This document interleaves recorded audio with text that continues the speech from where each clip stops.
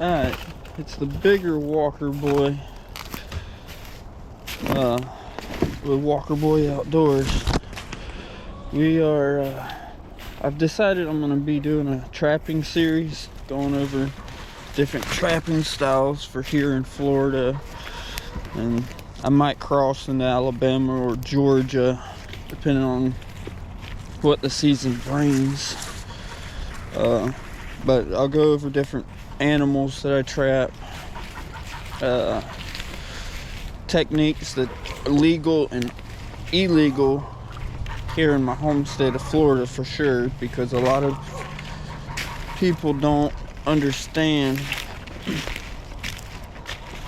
why I don't use certain traps, even though I would love to use a coil spring or a conibear. I'm just not allowed. But my parents have been having an issue with something getting their chickens, so I threw a couple live traps down here. And for those that don't know, the only traps that are legal to use in Florida are live traps and snares.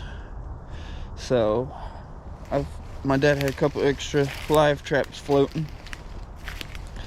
So I'll show you what we caught first thing on this morning. I've only set 3 traps down here in this creek bottom. Right there's an old grinner. And I won't go over dispatch methods. I mean, that should be common sense for the most part.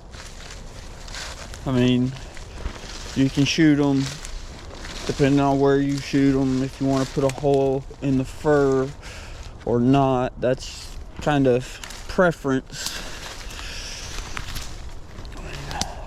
Sometimes I do, sometimes I don't. Depends on the situation.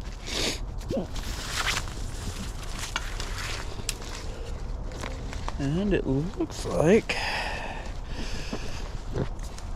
for the creek bottom here, I've got 2 traps triggered. Holy rat, that is a huge raccoon. And he has destroyed the trigger on my dad's trap. But that's a big raccoon. And then on this one is another trash panda, a little smaller.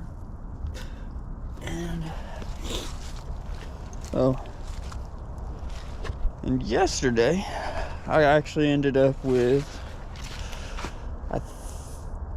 a raccoon and a possum. A lot bigger possum than what's in the trap back there.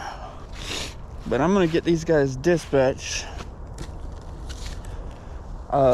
Later today I'll do a video on coil springs, long springs, conibears, just to go over all of those. As to why I have them, I do cross state line to do trapping. In Florida, you're allowed to, but you have to pull a permit from the state of Florida to use them. And it's a by basis thing. So every time I want to use one trap, I have to submit paperwork and the state has to approve it. It's a hassle. Don't do it. But I have picked up some pretty cool long springs that I've gotten from antique shops, and I have picked up some for when I cross into other states where they're legal to use. Mostly I use snares and live catch traps.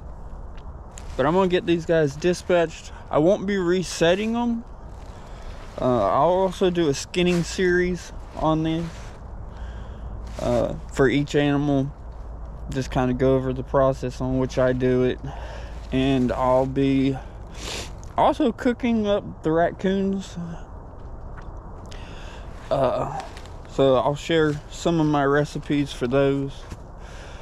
I got some new ones that I want to test out and go from there. And because raccoon is actually pretty close to pork, so that'll be something good to try out.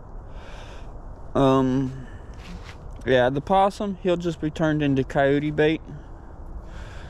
And I will get back with y'all later this afternoon when I do the different trap part of the video.